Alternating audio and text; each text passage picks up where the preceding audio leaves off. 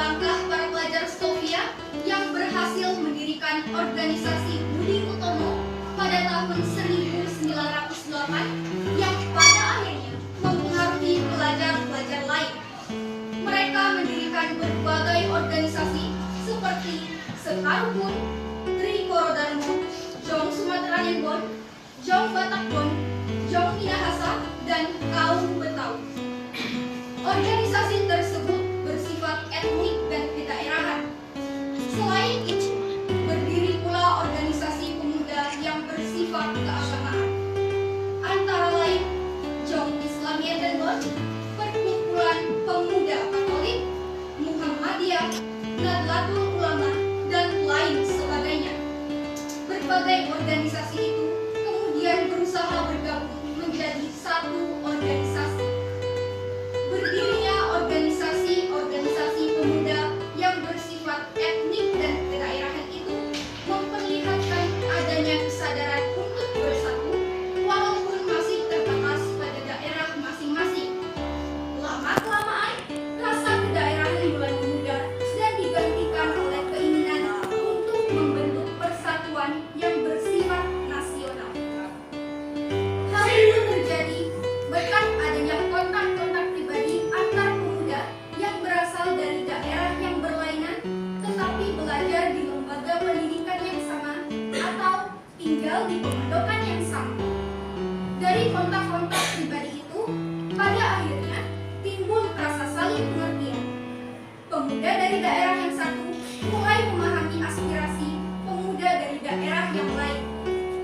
Pada tanggal 25 November 1925, wakil-wakil dari Jong Java, Jong Sumatranenbon, Jong Minahasa, Jong Ambon, dan Sekarukun mengadakan rapat di Jakarta.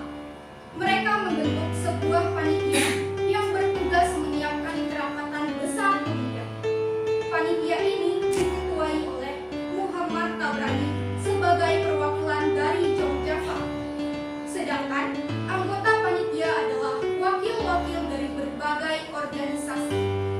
Kerapatan besar pemuda yang kemudian dikenal sebagai Kongres Pemuda 1 dilaksanakan pada tanggal 30 April sampai 2 Mei tahun 1926 di Jakarta, serta dihadiri oleh wakil-wakil berbagai organisasi pemuda.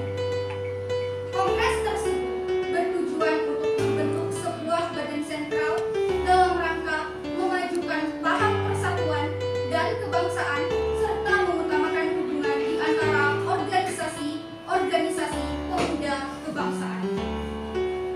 Assalamualaikum warahmatullahi wabarakatuh. Waalaikumsalam warahmatullahi wabarakatuh. Putra-putri Indonesia dan semua yang hadir di sini, atas nama Panitia Kongres Pemuda yang pertama, saya ucapkan selamat datang pada Anda semua.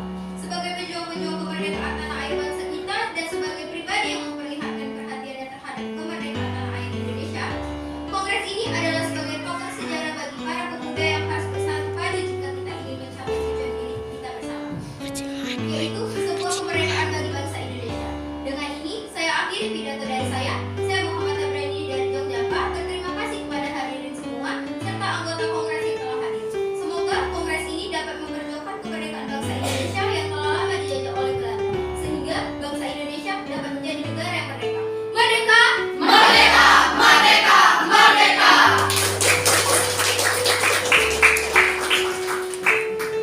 Apa yang dikatakan oleh Bapak Muhammad Tabrani sangat luar biasa. Kita, bangsa Indonesia harus merdeka dari penjajahan ini. Saya sangat setuju dengan apa yang dikatakan oleh Bapak Muhammad Tabrani. Kita harus memperjuangkan kemerdekaan Indonesia. Terima kasih saudara-saudari semua. Tujuan diadakannya kongres ini adalah untuk mewujudkan kesatuan dan kesatuan. Pertama-tama, kita harus membentuk suatu badan sentral. Benar sekali, Bung. Yang kita butuhkan sekarang adalah sebuah organisasi yang dapat menampung semua aspirasi. Kita akan membentuk pemerintahan dalam bentuk federasi, di mana setiap daerah